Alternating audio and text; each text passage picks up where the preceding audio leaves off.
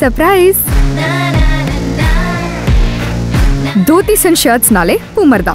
Puma Majestic Collections, premium dhotis and shirts. Holidays nale adu namma GT Holidays da. GT Holidays, South India's #1 travel brand. You know you are special when you're with GT Holidays.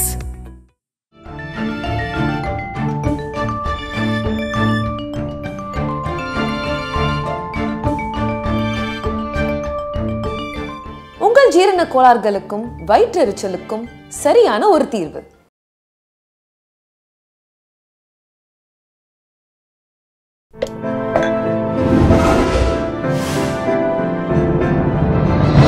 Chai with Chitra. Simplicity அப்படின்னாக்க நான் அஜித் தான் சொல்லுவேன் கண்டிப்பாக. ஒரு வருஷம் 1.5 வருஷத்துக்கு அப்புறம் கூட ஜெமினி கிட்ட டிராஃபிக்கில் இதில் சிக்னல் நிற்கிறோம். அந்த சைட்லேருந்து கண்ணாடி திறந்து நானும் இப்படி பார்த்துட்டேன். மோகன் வைத்தியா சார் எப்படி இருக்கீங்க அங்கேருந்து பார்த்தேன். அந்த அளவுக்கு கிரேட் சார், கிரேட். இன்றைக்கும் எங்கே பார்த்தாலும் அதே மாதிரி சூர்யா வந்து பெரியண்ணா படும்போது எங்கிட்ட தான் வந்து ஒரு 7-8 நாள் வயலின் கற்றுண்டாப்புல. அப்படியா? அந்த ஃபஸ்ட்டு வரும்போது அந்த ஜெயிலில் இருந்து தீ மியூசிக்லாம் நான் தான் சொல்லி கொடுத்தேன். சந்திரசேகர் சார் ஃபோன் பண்ணி இதே மாதிரி தான் உங்கள்கிட்ட ஒரு விஷயம் பேசணுமே அப்படின்னாரு. நம்ம இதுக்கு போயிருந்தேன், வடபழனியில் ஹோட்டலுக்கு போயிருந்தேன். அங்கே போயிட்டு அவரோட பேசும்போது இந்த மாதிரி சூர்யா வந்து வயலின் வாசிக்கிறாப்புல இருக்குது, நீங்கள் தான் வயலினிஸ்ட் ஆச்சு, கொஞ்சம் அந்த ஃபிங்கரிங்லாம் அந்த டீம் மியூசிக்கை கொடுக்குறோம், அதுக்கு தகுந்த மாதிரி சொல்லி கொடுங்க அப்படின்னு சொல்லி சொன்னார். ஓ கண்டிப்பாக சார் ஒன்று வீட்டுக்கே வந்து கற்றுண்டாப்புல சூர்யா. ஒரு 5-6 நாள் வந்தாப்புல. அப்புறம் கீழே உட்கார முடியல அப்படின்னு சொல்லிட்டு வீடியோ பண்ணிட்டாப்புல, ரெக்கார்டிங் பண்ணி. அப்புறம் வந்து சார் வந்து கேட்டார், நான் என்ன பண்ணணும் உங்களுக்கு? எனக்கு சூர்யாவோட நடிக்கணும், அவ்வளோதான் வேணும் அப்படின்னா. சரி அந்த ஜெயிலில் ஒரு கேரக்டர் பண்ணுங்க அப்படின்ட்டாரு. அப்புறம் அதில் பண்ணினோம் நாங்கள், நான் பாலாஜி, தாடி பாலாஜி, நாங்களாம் ஒரு ஃப்ரெண்டாக சூர்யாவோட இருக்கிற மாதிரி நல்லா பண்ணி இது பண்ணாப்புல, மேனேஜ் பண்ணார். வயலின்லாம் வாசிக்கல, ஃபிங்கரிங் ஓரளவு வச்சுட்டு சார் கரெக்டாக வச்சேண்ணா, கரெக்டாக இருந்தது சரியா. ஏன்னா அப்படியே வாசிக்கும் போது நாங்களாம் அப்படியே பார்த்துட்டுருப்போம், அப்படியே அவர் ஃபிங்கரிங்கே பார்த்துட்டுருப்போம், அது அவர் வாசிக்கிறத ரசிக்கிற மாதிரி. ஸோ அதுக்கப்புறம் எங்கே பார்த்தாலும் சூர்யா எங்கேயாவது சட்டுன்னு ஏர்போர்ட்லேயோ இல்லை எங்கேயாவது ஃபங்க்ஷனில் பார்த்தா கூட சார் எப்படி இருக்கீங்க அப்படின்னு. நல்ல சார் நான் பார்த்தவங்க எல்லாருமே ரொம்ப ஃப்ரெண்ட்லி பர்சனாக தான் சார் இருந்திருக்காங்க. யாரும் வந்து இது வரைக்கும் எனக்கு தெரிஞ்சு யாருமே வந்து இதுவாக இருந்ததே இல்லை, ஒரு டிஸ்டன்ஸ் மெயின்டைன் பண்ணதே இல்லை. ஏன்னா எங்கே பார்த்தாலுமே நம்ம முகம் தெரியும் இல்லையா, யார் என்னன்னு தெரியும் இல்லையா. அவங்கள அப்பப்போ வாஷ் பண்ணிட்டு இருக்காங்களே, நான் வர்றதெல்லாம் வாஷ் பண்ணிட்டு இருக்காங்க, ஃபிலிம்ஸ் எல்லாம் பார்த்துட்டு இருக்காங்க.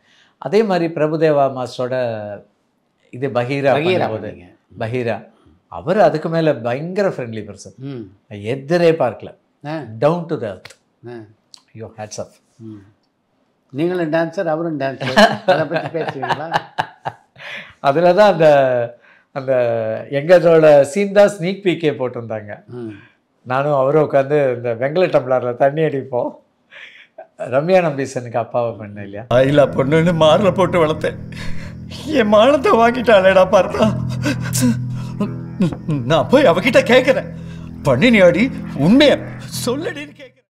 அப்போ தான் இந்த விசிறியில் வந்து தூக்கு மாட்டின்னு என்ன டேபிளில் தள்ளி விடுன்னு சொன்னோடனையும் அந்த கால் இப்படி பண்ணணும், அவர் மேலே படணும். நான் கொஞ்சம் ஹெசிடேட் பண்ணிட்டு இருந்தேன். சார் வைத்தியா சார் இடிங்க சார், நடிக்கிறீங்க சார், நீங்கள் என்ன நிஜமாவா உதைக்க பாருங்க சார், மாஸ்டர் என்னமோ மாதிரி இருக்கு, அதெல்லாம் பார்க்கக்கூடாது, நீங்கள் நடிக்கிறதுக்குன்னு வந்தாச்சு, கேரக்டர் தானே, மேலே இடிங்கன்னாரு. அதுக்கப்புறம் தான் அதை ஒரு மாதிரி படன்னு இருந்தது சார் அப்படியே மனசுக்குள்ளே. அதுக்கு வந்து சாரி மாஸ்டர், அதெல்லாம் ஒன்றுமே இல்லை, நீங்கள் வந்து you're artist, you're doing the character, அப்போ அதுக்கான இது கொடுக்கணும் தானே, நீங்கள் இம்பார்ட்டன்ஸ் கொடுக்கணும் தானே. தேங்க்யூ மாஸ்டர் அப்படின்னு. அவரும் அதே மாதிரி விஷாலோட இதில் மார்க் ஆண்டனியில் ரித்துவர்மாக்கு அப்பா நான் தான் சார். ஆமாம், வரவே இல்லை சார் சீன்ஸு. நீங்கள் நடித்த படங்கள் பட்டியலில் இது இருக்காங்க.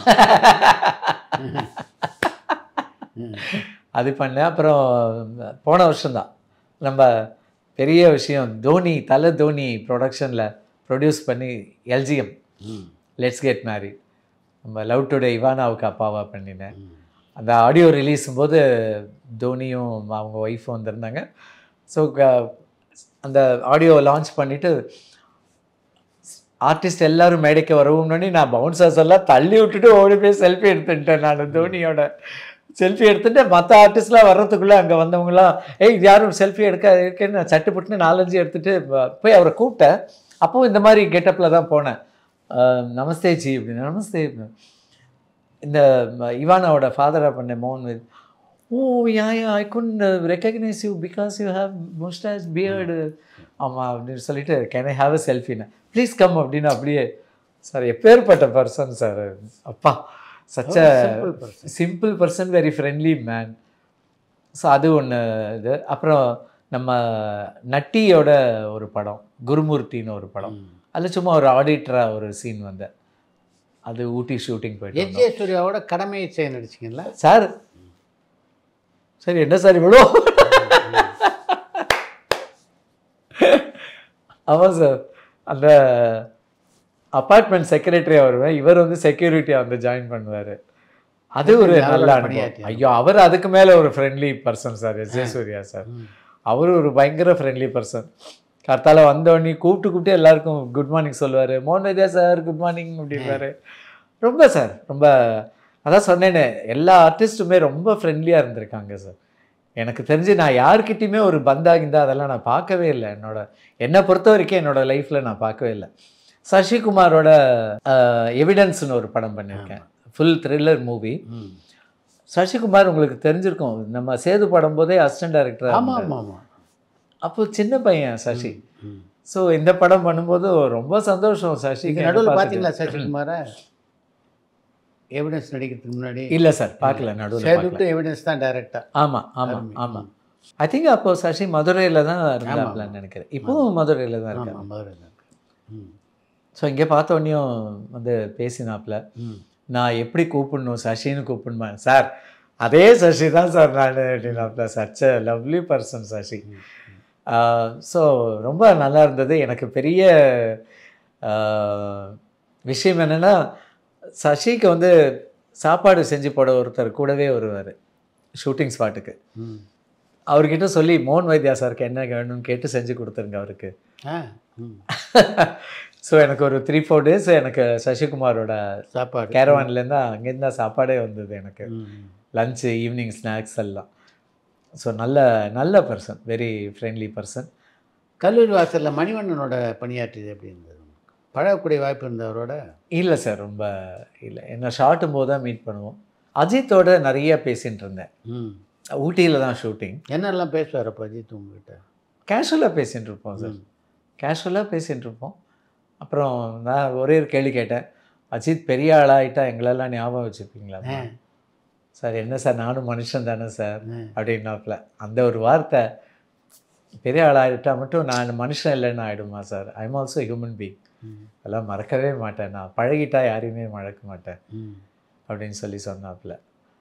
அந்த மாதிரி மறக்க மாட்டேன்றதுக்கு தான் உங்களுக்கு அனுபவமே இருக்குது, திருப்பி உங்களை பார்த்து. ஆமாம் சார், நான் எக்ஸ்பெக்டே பண்ணல. நான் எப்படி எதுக்கோ திரும்பினா அங்கே உட்காந்துருக்காப்புல, எதேச்சா அப்படி திரும்பினோடனையும் சக்குன்னு கண்ணாடி தட்டு மோகன் வைத்தியா சார். அந்த பக்கம் நான் இங்கே நிற்கிறேன் இப்படி போகிறதுக்கு, அவர் வந்து லெஃப்ட்டு திரும்புறதுக்காக நிற்கிறார். அங்கேருந்து பார்த்து கையை ஆட்டி பேசிட்டு ஏதோ ஃபங்க்ஷனில் பார்த்தப்போ கூட வந்து பேசினாப்புல. ரொம்ப நல்ல அனுபவம் சார் எல்லாமே வாழ்க்கையில். கமல்ஹாசன் பியானோ வாசிக்க நீங்களும் ராஜேஷ் வைத்தியம் பக்கத்தில் நிற்கிற மாதிரி ஒரு ஃபோட்டோ பார்த்தேன் நான். எப்போ எடுக்கப்பட்ட ஃபோட்டோ அது? அது வந்து ராஜேஷோட ஃப்ரெண்டு ஒருத்தர் வந்து கமல் சாருக்கு வந்து அந்த எலக்ட்ரிக் பியானோ இது வந்து கொடுக்கணும், பியானோ ஏதோ ஒன்று, ஒரு ஒயிட் கலர் பியானோ அவருக்காகவே ஸ்பெஷலாக அவரோட பர்த்டேக்கு ப்ரெசென்ட் பண்ணணும்னு சொல்லி அப்பாயின்மெண்ட் வாங்கியிருந்தாப்புல. அப்போ நான் ராஜேஷ் சொன்னேன் என்கிட்ட, மோனா வாங்க நீங்களும் கமல் சார் வீட்டுக்கு போகிறோம் அப்படின்னு சொல்லிட்டு.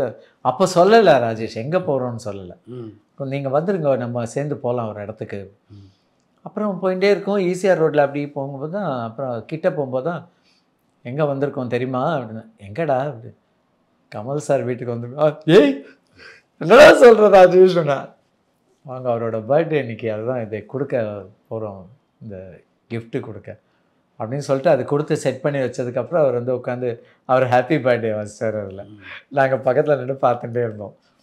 அப்புறம் டிஃபன் பண்ண சொல்கிறேன், சாப்பிடுங்களேன் எல்லோரும் அப்படின்றார். இல்லை சார் பரவாயில்லன்னு அவரோட உட்காந்து காஃபி குடிச்சிட்டு பேசிட்டு அதையும் பிக் பாஸ் போது மேடையில் அவருக்கு ஞாபகப்படுத்தினேன். ராஜேஷ் ரொம்ப ஃப்ரெண்டு சார் இப்போ அவருக்கு. ராஜேஷ் அவரோட பர்த்டேக்கு ராஜேஷ் கண்டிப்பாக வாசிப்பான்.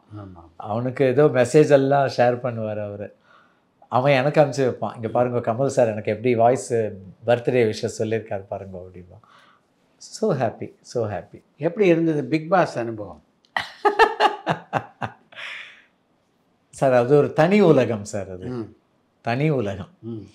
அந்த இது ஷோ விஜய் டிவியில் இருக்கு இல்லையா, அது வந்து சிவகார்த்திகேயன் பண்ணும்போது பல நாள் பண்ணார். ஆமாம் ஆமாம். அது பண்ணும்போது ஐ மேட் அ பர்சன், ஒரு பையனை மீட் பண்ணேன், ஜோஷ்வான்னு சொல்லி. ஸோ அந்த பையன்கிட்ட சொல்லிட்டு இருந்தேன், இப்போ பிக் பாஸ்க்குள்ளே நாங்களாம் போக முடியாதா அப்படின்னு. சார் உங்களுக்கு இன்ட்ரெஸ்ட் இருக்கா அப்படி? இருக்குமா அப்படின்னு. நான் கண்டிப்பாக சொல்கிறேன் சார், ஆஃபீஸில் மீட்டிங் போடுவாங்க, நான் கட்டாயம் சொல்கிறேன் அப்படின்னாப்புல. சரி சொல்லுமா அப்படின்னு. பார்த்தா திடீர்னு ஒரு நாள் மெசேஜ் வந்தது இவர்கிட்டேருந்து, நம்ம பிரதீப் மில்ராய் சார்கிட்டேருந்து. இந்த மாதிரி I heard that you are interested, so we have a meeting on such and such date, can you attend அப்படி. நான் அப்போ கோயம்புத்தூரில் இருக்கேன், 4 இயர்ஸ் கோயம்புத்தூரில் தானே இருந்தேன், மியூசிக் ஸ்கூல் பண்ணிட்டு. அப்புறம் மீட்டிங்க்கு வந்தேன், சாரை மீட் பண்ணேன், பேசின்னு இருந்தோம். சொன்னார் இந்த மாதிரி, ஸோ இந்த மாதிரி விஷயங்கள் இது ஸோ நீங்கள் ஆக்டிவாக இருக்கணும், நீங்கள் ஆக்டிவாக இருக்கிறத பார்த்து மற்றவங்கள்லாம் ஆக்டிவாக இருக்கணும் உள்ள அப்படின்லாம் சொன்னார். ஓகே சார் அப்படின்னு. அதுக்கப்புறம் அக்ரிமெண்ட்லாம் சைன் பண்ணி வந்து இருந்து.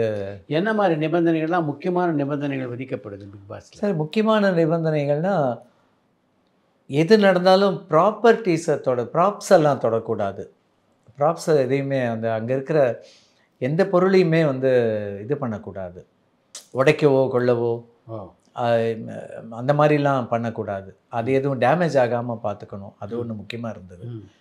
ஏதாவது சண்டை கிண்டை அந்த மாதிரிலாம் வந்தால் கூட ஒருத்தருக்கு ஒருத்தர் இதுவாக போயிடக்கூடாது, ரொம்ப சீரியஸாக போய் கைகலப்பாக ஃபிசிக்கலாக இது பண்ணக்கூடாது அப்படிங்கிற மாதிரி இருந்தது. மற்றபடி பெருசாக ஒன்றும் இதெல்லாம் இல்லை. அப்படிலாம் ஒன்றுமே இல்லை. ஏன்னா எங்களோடது வந்து உங்களுக்கு 1 hour டெலிகாஸ்ட் தானே வந்தது, இப்போ தான் 24 hours வந்துட்டுருக்கு உங்களுக்கு. ஸோ அந்த மாதிரி நார்மலான விஷயங்கள் தான். அதே மாதிரி எங்கள் சீசன் போது மோரோவர் எல்லாருமே வந்து சமையல் ரொம்ப தெரிஞ்சவங்களாக வந்தாங்க. எல்லாருமே. சேரன் சார் ரொம்ப நல்லா சமைப்பார், சரவணன் சாம்பார்லாம் ரொம்ப நல்லா பண்ணுவாப்புல, அது மாதிரி வனிதா கேட்கவே வேண்டாம், நானும் பயங்கர குக்கு, ஃபாத்திமா பாபு பயங்கர குக்கு, எல்லாருமே, மது ஜாங்கிரி மதுமிதா, ஷெரின் சப்பாத்தி ரொம்ப நல்லா பண்ணுவோம், ஷெரினும் சாக்ஷி, எல்லாரும் மோரோவர் சமைக்கிறவங்களா இருந்தோம், எல்லாருமே சமைச்சோம், நிறைய விஷயங்கள் கற்றுட்டேன் நான். எப்படி இருந்தது அந்த வீட்டு அனுபவம்? ரொம்ப நல்லா இருந்தது. ஒரு பக்கம் சேரன், ஒரு பக்கம் வனிதா, இப்படி வித்தியாசமான கேரக்டரோட பயணிச்சிங்க சார். ஒரே ஒரு விஷயந்தான் சார் நான் அதில் கற்றுண்டது, நம்மளாக இருக்கணும். அந்த மாதிரி இருந்துட்டோன்னா ஒன்றும் பிரச்சனையே கிடையாது. எனக்கு கோவம் வரும்னா வரும், சண்டை போடுவேன்னா போடுவேன், சத்தம் போடுவேன்னா போடுவேன், ரொம்ப அன்பாக இருப்பேன்னா இருப்பேன், அதுதான். அது வந்து அந்த சீசனில் வந்து ரொம்பவே இருந்தது சார். ஏன்னா எல்லாரும் சொல்லுவாங்க சீசன் 3 பெஸ்ட்டு சீசன் சொல்லுவாங்க, அது ரொம்ப பெருமையாக இருக்கும் எனக்கு. அது மாதிரி ஸோ எல்லாருமே ரொம்ப ஃப்ரெண்ட்லியாக ஏன்னா நம்மளுக்கு டைம் தெரியாது, மொபைல் கிடையாது, ஒன்றுமே கிடையாது. அதனால் எந்த டைம் தூங்குகிறோம், எந்த டைம் அந்த முன்னாடி 2 சீசன் பார்த்ததுனால காத்தால 8 மணிக்கோ 9 மணிக்கோ பாட்டு பாடுறது எழுந்திருப்போம்னு தெரியும். அதுக்கப்புறம் நாங்களாக தானே ஒரு முடிவு பண்ணிக்கிறோம். இப்போ ஒரு 1 மணி இருக்குமா, இப்போ ஒரு 3 மணி இருக்குமா அப்படின்னு சொல்லி நாங்களே தான். அதனால் எங்களுக்கு அது தெரியறதில்ல. விளையாடும்போது விளையாடுவோம், தூங்கும்போது தூங்குவோம். பகலில் தூங்கக்கூடாது, உடனே நாய் குலைக்கும். எங்களுக்கு வந்து துப்பாக்கி சுடும், அந்த மாதிரி தான் இருந்தது. ஸோ அந்த மாதிரி அதில் வந்து எனக்கு தெரிஞ்சு எல்லாமே அதில் இருந்தது சார். ஒரு அன்பு, பாசம், ஃப்ரெண்ட்லினஸ்ஸு, ஒரு சண்டைனா சண்டை, கோவம்னா கோவம், அப்புறம் சமாதானம்னா சமாதானம், எல்லாமே இருந்தது. அதனால் அது ஒரு தனி அனுபவமாக இருந்தது. ஏன்னா அந்த அந்த வீட்டுக்குள்ளே சண்டை வரலன்னா தான் அவங்களுக்கு வந்து ஆச்சரியம். அதுதான் ஆச்சரியமாக இருக்கும். கண்டிப்பாக சண்டை வரும். ஏன்? இந்த ஒரு மிஸ் அண்டர்ஸ்டாண்டிங் தான், வேற ஒன்றும் கிடையாது. நம்ம ஏதோ ஒன்று சொல்ல போக அதை தப்பாக அர்த்தம் புரிஞ்சுட்டு அந்த மாதிரி வர்ற சண்டைகள் தான் இருக்கும். மற்றபடி எல்லாருமே ரொம்ப ஃப்ரெண்ட்லியாக தான் இருந்தாங்க. அது வனிதாலாம் ரொம்ப பிடிக்கும். என்ன வந்து வனிதாவுக்கு ரொம்ப பிடிக்கும். சொல்லிகிட்டே இருப்பாள், சார் உங்களோட ட்ரெஸ்ஸிங் சென்ஸ் ரொம்ப நல்லா இருக்குது, ரொம்ப நல்லா பண்ணுறீங்க, நீங்களே வந்து தனியாக ஒரு பாட்டிக்கு ஜென்ஸ்க்குன்னு ஆரம்பிக்கக்கூடாது அப்படின்னு சொல்லிட்டு. சார் நான் ராகம் சங்கீதம் பீரியட்லேயே வந்து நான் வந்து என்ன கரை வேஷ்டி போடுறேனோ அந்த கரைக்கு தான் சார் சட்டை வாங்கி போடுவேன். அதே கரையில் தான் அங்கோஸ்திரம் போடுவேன். அது நான் அப்போ 94லேயே ஆரம்பிச்சாச்சு. ஒரே ஒன்று ஷர்ட்ஸ் எடுத்துருவேன், குர்தாஸ் எடுத்துருவேன், அந்த கலருக்கு ஏற்ற மாதிரி எடுப்பேன். பார்டர்ஸு ராசியில் இதில் தான் போய் எடுப்பேன், நம்ம நல்லியில் தான் போய் எடுப்பேன். இல்லைன்னா வேஷ்டி எடுத்துகிட்டு அந்த பார்டருக்கு தகுந்த மாதிரி கலரில் ஷர்ட்டு குர்த்தா எடுப்பேன் நான். அதை நான் அப்போவே அறிமுகப்படுத்திட்டேன், ராகம் சங்கீதத்துலேயே அறிமுகப்படுத்திட்டேன். ஸோ வனிதா ரொம்ப அப்ரிஷியேட் பண்ணிக்கிட்டே இருப்பேன் என்ன. ரொம்ப பிக் பாஸ் பயணத்தை நீங்கள் முழுமையாக நிறைவு செய்ய முடியாமல் போனதுக்கு என்ன காரணம் நீங்கள் நினைக்கிறீங்க? நிறைய சண்டை போடல சார். சரியா போடல. நிறைய சண்டை போட்டால் ரொம்ப நாள் இருக்கலாமோ? இருந்திருக்கலாம்னு நினைக்கிறேன். ஏன்னா நான் கொஞ்சம் போட்டிங்களே. போட்டேன், ரொம்ப சத்தம் போட்டு பேசி அதெல்லாம் பண்ணல. ஏன்னா அதில் வேற ஒரு வாரம் நான் கேப்டனாக வேற இருந்துட்டேன். சரியா? ஸோ எனக்கு ஒரு பயம், எங்கே சண்டை கிண்டை போட்டால் வெளியில் அனுப்பிச்சிடுவாங்களோ அப்படின்னு. சண்டை போனதுனால தான் வெளியில் அனுப்பிச்சிட்டாங்கட்டு அப்புறம் தான் அதை சொல்லுவேன் நான், சார் அடுத்ததில் கூப்பிடுங்க சார், அதில் போடாதெல்லாம் சேர்த்து வச்சு நான் பண்ணி காட்டுறேன் அப்படின்னு சொல்லிகிட்டே இருப்பேன் நான். சில விஷயங்களில் தான் எனக்கு வந்து சண்டை போடலாமா வேண்டாமான்னு ஒரு மைண்டு இதுலேயே இருப்பேன் நான், கன்ஃபியூஷன்லேயே இருப்பேன். அப்புறம் எதுக்கு சண்டை போட்டுட்டு, நம்ம வந்து ஒரு குடும்பம் மாதிரி இருக்கோம். ஏன்னா அந்த ஒரு விஷயந்தான் சார் எல்லாருக்குமே.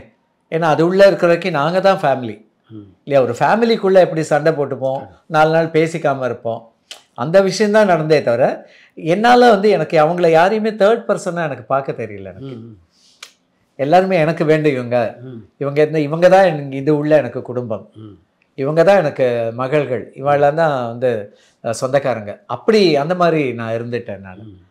ஆனால் அது உள்ளே போனால் நம்ம கேமை நம்ம விளையாடணுங்கிறது அப்புறம் தான் புரிஞ்சுது எனக்கு. அதை நான் சரியாக விளையாடலையோ அப்படிங்கிறது தான் எனக்கு தெரிஞ்சுது. பட் எல்லாருமே வெளியில் வந்த அப்புறம் சொன்னாங்க, சார் நீங்கள் ஓரளவு நீங்களாகவே இருந்தீங்க, அது ரொம்ப பிடிச்சது எங்களுக்கெல்லாம் அப்படின்னு சொல்லி எல்லாருமே அப்ரிஷியேட் பண்ணாங்க. அது ஒரு மாதிரி ஒரு சந்தோஷம். அது பிக் பாஸுங்கிறது பெரிய ஒரு அனுபவம் சார். அது அந்த வெளியில் வந்த அப்புறம் நிறைய இன்டர்வியூஸ் கொடுத்தோம் நாங்கள் விஜய் டிவி ஆஃபீஸ்லேயே. எல்லோரும் கேட்டாங்க ஒரே கேள்வி, பிக் பாஸுக்கு முன்னே பிக் பாஸுக்கு பின்னே. நாங்கள் பிக் பாஸுக்கு முன்னே சில லட்சம் பேருக்கு தெரிய வச்சு, பிக் பாஸுக்கு பின்னே பல கோடி பேருக்கு தெரிஞ்சிருக்கேன். இதுதான் ஏன்னா பல பேருக்கு தெரிய வச்சுது, மோகன் வைத்தியா அடையாளம் தெரிய வச்சுது. ஏன்னா இன்றைக்கி ஒரு கலைமாமணி மோகன் வைத்தியாங்கிறத விட பிக் பாஸ் மோகன் வைத்தியா தான். ராகம் சங்கீதம் கூட பிக் பாஸை விட நைனா மோகன் அதிகம். நைனா சார் உலகமாக நைனா ஆக்கிட்டார் சார் சாண்டி. ஸோ நிறைய பேர் நைனான்னு கூப்பிட ஆரம்பிச்சிட்டாங்க. உங்களுக்கு most of the Telugu people call நைனா இல்லையா? அப்பாவை நைனா சொல்லுவா. நிறைய பேர் நம்ம தமிழ்லேயே கூட நைனா உண்டு. இன்றைக்கி என் ஃப்ரெண்டு வீட்டிலலாம் நைனா கடைக்கு போகிற நைனான்னு தான் கூப்பிடுவாங்க. பார்த்துருக்கேன் நான் அவங்க அப்பாவெல்லாம் கூப்பிட்றத. ஸோ அது ஒரு பெரிய விஷயம், சாண்டி எனக்கு பண்ணி கொடுத்த பெரிய ஒரு சிறப்பான விஷயம் அது. ஸோ அந்த மாதிரி சாண்டியில் அந்த சண்டைகள்லாம் திட்டமிடப்பட்ட சண்டைகளா இல்லை இயல்பான சண்டைகள்? இல்லை சார், இல்லை சார், அப்பப்போ வர சண்டைகள் தான். எதுவுமே திட்டம் கிடையாது சார், எதுவுமே திட்டம் கிடையாது. ஒன்லி அந்த டாஸ்க்கு, அது கூட சீக்ரெட் டாஸ்க்காக அந்த கன்ஃபெக்ஷன் ரூமில் கூப்பிட்டு பிக் பாஸ் கொடுப்பாரு. அது சீக்ரெட்டாக இருக்கும் அந்த டாஸ்க். அது டாஸ்க்குன்னு நம்மளுக்கு தெரியாது, கேஷுவலாக இருக்கும். கடைசியில் பார்த்தா அது டாஸ்க்காக இருக்கும். நீங்கள் பார்க்கும்பொழுது நான் ரேஷ்மா நாங்கள்லாம் வந்து ஆவியாக வந்தோமே, சாக்ஷி, நாங்கள் அது வந்து அது டாஸ்க் ஆக்சுவலி முகேனுக்கு கொடுக்கப்பட்ட டாஸ்க். அது எங்களுக்கு அப்புறம் தான் தெரியும் டாஸ்க் அப்படிங்கிறது. ஏதோ கேஷுவலாக பண்ணின்னு இருக்கோம் முகேன் தான் நினச்சோம் நாங்கள். அதுக்கப்புறம் தான் டாஸ்க்குன்னு தெரிஞ்சு அதெல்லாம் வந்து பிக் பாஸ் கொடுப்பாரு. பட்டு நார்மலாக பேசுறது கொள்வது சண்டை எல்லாமே வந்து நார்மலாக கேஷுவலாக நடக்கிற விஷயம். எதுவுமே ஸ்கிரிப்டட் கிடையாது சார். நிறைய பேருக்கு இருக்கிற டவுட் அது. ஆமாம், ஸ்கிரிப்டா நீங்கள் சண்டை போட சொல்லி உங்களை தூண்டுவாங்களா அப்படின்ட்டு. சார் அதில் பார்க்கும்போதே தெரியுமே சார், ஒரு வரியும் எழுதி கொடுத்து சொல்ல முடியும் சொல்லுமா சார். உங்களுக்கு நடிக்கும்போதே டைலாக் வந்து இப்போல்லாம் ப்ராம்ப்டிங்னு ஒரு விஷயம் வந்துடுது, கடகடன்னு போய்டுறது ஷூட்டிங் இல்லையா? ஸோ அது அந்த மாதிரி அப்படி இன்னும் நாளைக்கு எழுந்தால் இதெல்லாம் பேசணும்னு எப்படி சார் ஞாபகம் வச்சுக்கோங்க. அதான் சொல்லுவேன், நீங்கள் 24 ஹவர்ஸை பாருங்கள் தெரியும் அது ஸ்கிரிப்டடாக இல்லையாங்கிறது தெரியும் அப்படின்ட்டாங்க. பிக் பாஸ் நிகழ்ச்சியில் மீரா மிதுனுக்கு நீங்கள் முத்தம் கொடுத்தீங்களா இல்லையா? நான் ஒரு அப்பா அப்படிங்கிற ஸ்தானத்தில் தான் நான் வந்து அவங்களுக்கு நெத்தியில் முத்தம் கொடுத்தேனே தவிர வேறு எந்த கெட்ட எண்ணத்தோடையும் நான் பண்ணலை. எனக்கு அந்த மாதிரி எண்ணங்களும் கிடையாது, வாழ்க்கையில் எப்போவுமே கிடையாது.